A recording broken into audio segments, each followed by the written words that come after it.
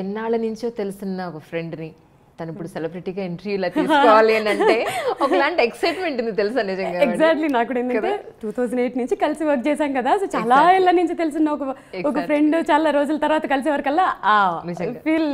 కానీ మిమ్మల్ని చూసిన ప్రతిసారి నాకు గుర్తొచ్చేది ఏంటి తెలుసా, మా టీవీలో very long back I think 10 years అయినట్టుంది, ఇంకా ఎక్కువైంది కదా, చక్కగా చక్కగా చీర కట్టుకొని బొట్టు పెట్టుకొని సంచి పట్టుకొని వెజిటబుల్ మార్కెట్కి వెళ్ళి మాలతీస్ డైరీ అది చాలా మందికి గుర్తుంది అబ్బా.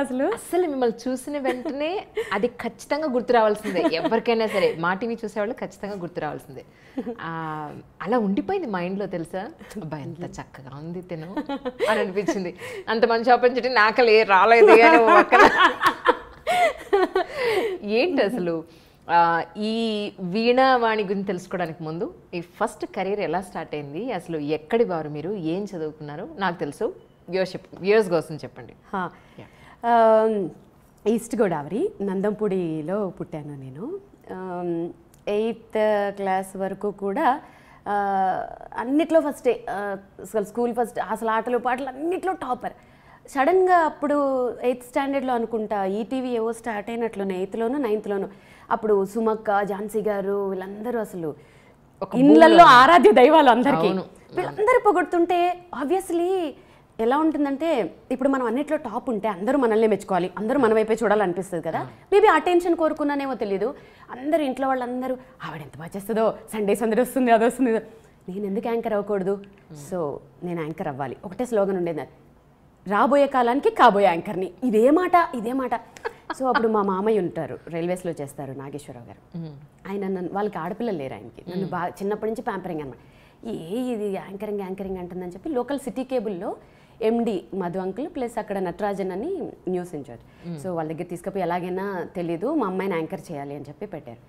సో పాపం ఈయన మాట కాదనిలేక వాళ్ళు అక్కడ 2-3 ప్రోగ్రామ్ లోకల్ సిటీ కేబుల్ ఏముంటాయి, అన్ని షోలు నేనే మొత్తం. స్కూల్ నుంచి వెళ్ళాలి, అక్కడ యాంకరింగ్ చేయాలి, పక్కనే మా సర్టిఫికేట్ కోర్సు అయ్యగారు సత్యప్రసాద్ గారి దగ్గర చేశాను, ఆయన ఇల్లు. సో మేకప్ ఏముంటుంది, జస్ట్ లిప్స్టికేగా తుడిచేసుకుని వెళ్ళిపోవాలి. మళ్ళీ ఆంటీ ఉండేది, తుడుచుకో మేకప్ తుడుచుకో, క్లాస్ స్టార్ట్ అయింది రా తొందరగానే. మా సార్ వాళ్ళ వైఫ్ రాజలక్ష్మి ఆంటీ, తుడుచుకో మేకప్ తుడుచుకో తొందర. క్లాస్ అటెండ్ అయ్యి అన్ని సైకిల్ మీదే. అసలు ఎంత ఇప్పుడు తలుచుకుంటే అనిపిస్తుంది, అబ్బో ఎంత కష్టపడ్డాను, ఎంత లాంగ్ అయినా సైక్లింగ్ చేసుకుంటూ వెళ్ళి అలా స్టార్ట్ అయిన కెరీర్. ఆ యాంకరింగ్ అక్కడ ఉండే ఆ పునాదులు ఇక్కడ శాటిలైట్ ఛానల్స్లో చేయడానికి చాలా హెల్ప్ఫుల్ అయిపోయాయి. ఫస్ట్ అటెంప్ట్లోనే సెలెక్ట్ అవ్వడం మా టీవీలో, అసలు ఎక్కడ తిరిగి చూసుకోలేదు. ఇంకా ఎన్నాళ్ళు చేశారు మా టీవీలో? అప్పుడు కంటిన్యూస్గా 2002లో మా టీవీలో సురేష్ తేజ్ గారు ముందు చనిపోయారు కదా, సో వారు మా టీవీలో ఫస్ట్ ఉన్న డైరెక్టర్, ప్రేమతో అని మూవీకి షోకి తను నా ఫస్ట్ డైరెక్టర్ అనమాట. తర్వాత కన్సీవ్ అయిన తర్వాత బేబీ కొంచెం గ్యాప్ వచ్చింది. తర్వాత మిస్సెస్ ఏపీ కంటెస్టెంట్గా వెళ్ళి, మిస్సెస్ ఏపీగా ఇది కూడా మర్చిపోవద్దు.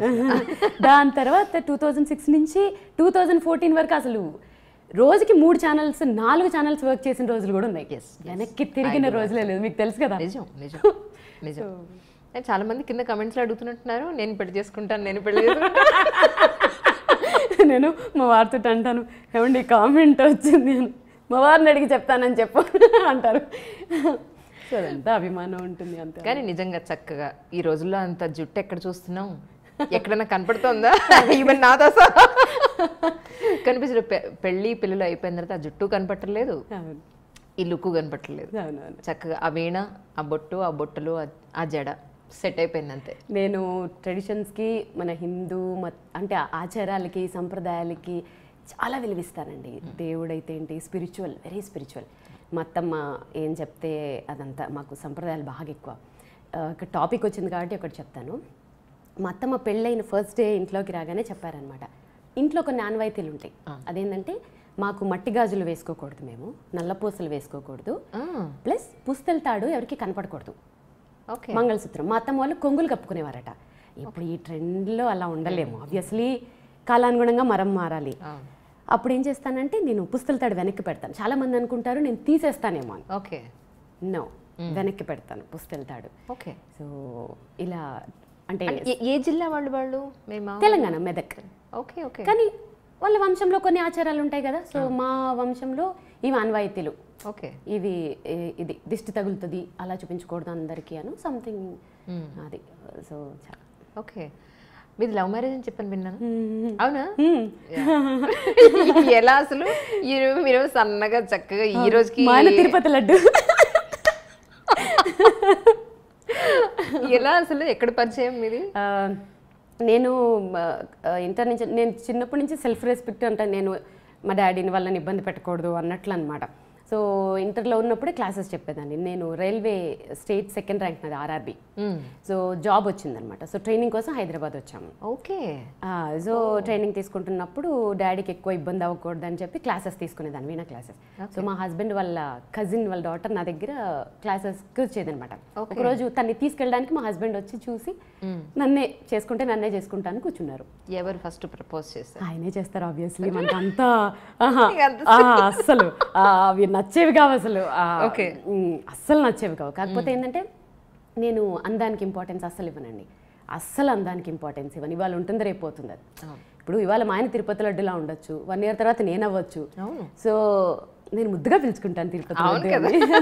సో అందానికి అస్సలు ఇంపార్టెన్స్ ఇవ్వను. ఆయన నేచర్ ఎలా అంటే, నేను ఇప్పటివరకు అలాంటి ఒక జెంట్ అంటే ఒక మగవాళ్ళలో చాలా రేర్గా ఉంటారు. అంటే ఒక భార్య ఎమోషన్స్ని అర్థం చేసుకుంటూ, లైక్ నాకు ఎలా కావాలో అలా, నాకేం కంఫర్ట్స్ కావాలో నాకంటే ముందు. ఇప్పుడు ఫర్ ఎగ్జాంపుల్ నేను ఇప్పటివరకు చెక్ పోస్ట్లోకి వెళ్ళాలనుకుంటే నాకంటే ముందు స్టడీ చేసేస్తారు. ఇక్కడ నేను ఏమైనా ఇబ్బంది పడతానా, దారిలో ఏమైనా ఉంటాయా చేసి నువ్వు వెళ్ళు అంట. అంత కేరింగ్, కంఫర్ట్ చూస్తారు. సో ఇప్పుడు అనిపిస్తుంది నా సెలక్షన్ తప్పుగా లేదు. ఆయన ప్రపోజ్ చేసిన వెంటనే ఓకే చెప్పేశాను, నో ప్రాబ్లం. ఇంట్లో ఏం ప్రాబ్లం కాదా? అయ్యాయి, అవుతాయి, ఆబ్వియస్లీ అవుతాయి. సో నేను పెరిగిన వాతావరణానికి ప్రకారం అంటే మాది అగ్రహారం. సో అమ్మమ్మలు వాళ్ళందరూ మాట్లాడుకోవడం ఏంటంటే, పెళ్ళైన తర్వాత ఆడపిల్లకి అత్తగారిల్లే మొత్తం, అత్తగారు మామగారే సర్వస్వం, పెళ్ళైన తర్వాత అటే ఉండాలి అనేవి విని విని విని ఉన్నాను కాబట్టి ఇటే బెండ్ అయ్యాను. అంటే మగపిల్లోడు తల్లిదండ్రులు చూసుకోవాలి బాధ్యత, ఆడపిల్లని అత్తగారు వాళ్ళు మామగారిని చూసుకునే బాధ్యత నాది. సో 2 పడవల మీద కాలు పెట్టకూడదు లవ్ మ్యారేజ్ చేసుకున్నప్పుడు, ఎందుకంటే అది ఫెయిల్ అయ్యే ఛాన్సెస్ ఎక్కువ ఉంటాయి. అది ఎందువల్ల అనేది కొంచెం ఫేస్ చేసిన వాళ్ళకి తెలుస్తుంది. ఆ మెచ్యూరిటీ కూడా రావాలి, మనం ఎంత చెప్పినా అర్థం కాదు. సో అందుకని ఒక పడవను వదిలేయాలి అనుకుంటున్నప్పుడు మన హిందూ ధర్మం ప్రకారం నా బాధ్యత ఏంటి, సో ఇటు మొగ్గి అటు వదిలేసి. బాధ అనిపించట్లా? బాధ అనిపిస్తుంది కొన్ని సందర్భాల్లో, ఎందుకు అనిపించదు కదా. కానీ ఆ బాధని చెప్పానుగా రీప్లేస్ చేసేసారు మా హస్బెండ్. ఎట్లా అంటే వాళ్ళ మేనమామ ఉంటారు, సొంత మేనమామ, పెళ్ళైన వెంటనే వాళ్ళని దత్త తీసేసుకున్నారు. అమ్మ నాన్న అని వాళ్ళనే పిలుస్తాను. మా అత్తమ్మ ఒక అమ్మ, మా కో సిస్టర్ ఒక అమ్మ. ఇంతమంది నన్ను ప్యాంపర్ చేసి చూసుకుంటున్నప్పుడు, ఇంత బాగా చూసుకుంటున్నప్పుడు కెరీర్ మీద కాన్సన్ట్రేషన్ చేసాం. ఇంకా వెనక్కి తిరిగి చూసుకోలేదు. పాప ఇంకా అవన్నీ పెట్టుకుంటే ముందుకెళ్ళలేం. లైఫ్ ఎలా వెళ్ళిపోతుంటుందో వెళ్ళాలి అంతే. It's wonderful. కానీ అప్పటి నుంచి వీణలో మీకు బాగా అనుభవం ఉంది యాక్చువల్లీ, చిన్నప్పటి నుంచే. కానీ ఎక్కువ అవేర్నెస్ వచ్చింది ప్రజల్లో, శ్రీవాణి వీణ వాయిస్తారు, లేదంటే ఇప్పుడు ఇన్ని మూవీస్కి చేశారు, ఆ లిస్ట్ మనం నెక్స్ట్ క్వశ్చన్లో తీసుకుందాం. ఇప్పుడు ఇంత సచ్ గ్యాప్ ఎందుకు వచ్చిందంటారు? స్టార్టింగ్ నుంచి మీకు ఆ విద్య అయితే మీలో ఉంది, అవును, కానీ ఇంత గ్యాప్ ఎందుకు వచ్చింది మీ ఉద్దేశం? చెప్తాను. మంచి క్వశ్చన్ ఇది. గ్యాప్ ఎందుకు వచ్చింది అని అంటే, మనం ఏదైనా ఒక విద్య స్టార్ట్ చేసినప్పుడు సరస్వతి అమ్మవారికే మొక్కుతాం, ఆమె చేతిలో ఉండే వీణకి చాలా గౌరవం ఇస్తాం. ప్రాక్టికల్గా చూస్తే ఈ వీణని డైరెక్ట్గా చూస్తే పర్సంటేజ్ ఎంత నేను చెప్పలేను, కానీ చాలామంది పీపుల్ ఒక బ్రహ్మ పదార్థం చూసినట్లు, అమ్మో అది మనకు అర్థం కాదురా, అదేదో ఇన్స్ట్రుమెంట్, ముట్టుకోవాలంటే కూడా ఏదో కత్తినో చాకునో ముట్టుకోవాలన్నట్టుగా ఫీల్ అవుతారు. అవునా కదా? అవును. సో అదేంటో బ్రహ్మ పదార్థం. దానివల్ల ఏమైపోతుందంటే అంతరించిపోతుంది, ఆల్మోస్ట్ అంతరించిపోతుంది. నేను ఒక 2008లోనేమో ఒక సెలబ్రేషన్స్, మనం ఇప్పుడు చూడండి వినాయక చవితికి అప్పుడు స్పెషల్ ఎపిసోడ్స్ పెడతారు కదా, ఒక పెద్ద ఛానల్లో స్పెషల్ ఎపిసోడ్ పెట్టినప్పుడు అందరూ తల యాక్టివిటీ చేస్తున్నారు, నేనేం చేస్తాను, వీణ వాయిస్తానని చెప్పాను. సో డైరెక్టర్ గారు కూడా నా మీద అప్పటికి ఆయన పాపం విముఖంగానే ఏం వీణ ఎవరు వింటారు అనుకుని నా మీద గౌరవంతో సరేనండి మేడం తెచ్చుకోండి అన్నారు. ఓకే, అందరూ డాన్సులు చేశారు, అవి చేశారు ఇవి చేశారు. అప్పటికే సెట్ సౌండ్స్ తోటి దద్దరిల్లిపోయిన టైంలో నేను కూర్చున్నాను. వీణ పెట్టుకున్నాను. అప్పటికి ఇంకా నాకు మైక్స్ ఎలా సెట్ చేయాలి, ఈ ట్రాక్స్ ఏంటి, ఈ సౌండ్స్ మీద అంత అవగాహన లేకపోవటం వల్ల వాయిస్తూ ఉంటే అందరూ ఒక్కొక్క వికెట్ పడిపోతుంది. అమ్మో ఇవిడు ఎప్పుడు ఆపేస్తుందని కొంతమంది, నా మీద ప్రేమతో కొంచెం ఇలా అనేవాళ్ళు కొంతమంది, వాళ్ళ మొహాలన్నీ నాకు అర్థమై ఎక్కువ ఇబ్బంది పెట్టకూడదని ఆపేశాను. అలాంటివి ఎన్ని ఫేస్ చేశానో నేనైతే. అసలు ఇంట్రెస్టే ఉండేది కదా ఎవరికి. వీణ అంటే ఎవరు వింటారు, వింటే కదా మనం వాయిస్తాము. అందువల్ల నేనే ఏదో డిప్లొమాలు చేసుకోవడము, ఇంట్లో వాయించుకోవడము, మా ఆయన దగ్గర వాయించుకోవడము, ఏదో ఇంట్లో ఎవరైనా వస్తున్నప్పుడు వాయించుకోవడం, ఇంతే. ఎవరైనా ఎంకరేజ్ చేస్తే వాయిస్తాము. పిల్లలు కూడా మీరు నమ్మరు, ఒక 3 years బ్యాక్ కూడా ఎవరినైనా పిలిచి వాయిస్తా ఉంటే, చీ ఇది ముసలాలు వాయిస్తారు, నేను కీబోర్డ్ వాయిస్తాననేవాడు ఒకడు, గిటార్ వాయిస్తాననేవాడు.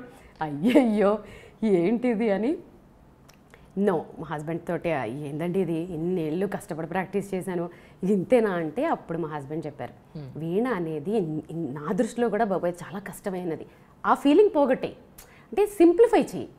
వాళ్ళకి అర్థం కానిది వాయిస్తే కదా వాళ్ళు భయపడతారు, వాళ్ళకి అర్థమైంది వాయించు అనేవరకల్లా అప్పుడు ఒక థాట్ వచ్చి సినిమా పాటలు. అంటే ఇక్కడ ఒకటి, నేనేం పెద్ద ఘనకార్యం ఏదో చేశానని కాదు, మన పూర్వీకులు అంటే మహానుభావులు చిట్టిబాబు గారు, కొనుక్కుడు వైద్యనాథన్ గారు మీరు చూసినట్లయితే వారు కూడా ఇలాంటి ఒక ఎక్స్పెరిమెంటే చేశారు. అంటే మధ్య మధ్యలో కచేరీలు చేస్తూ మధ్యలో సినిమా పాటలు వాయించేవారు. సో ఇంకా వారు చేసిన ప్రయత్నాల వల్లే కొన్ని ఇన్స్ట్రుమెంట్స్ ఇంకా ఇప్పుడు బతుకున్నాయని అనుకోవాలి.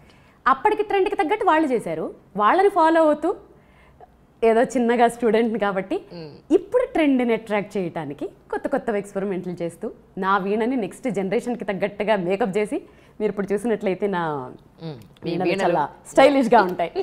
సో నెక్స్ట్ జనరేషన్ అట్రాక్ట్ చేయడానికి చేసిన ప్రయత్నాల్లో కొంచెం సక్సెస్ అయ్యాను, సోషల్ మీడియా పుణ్యమాని. ఓకే.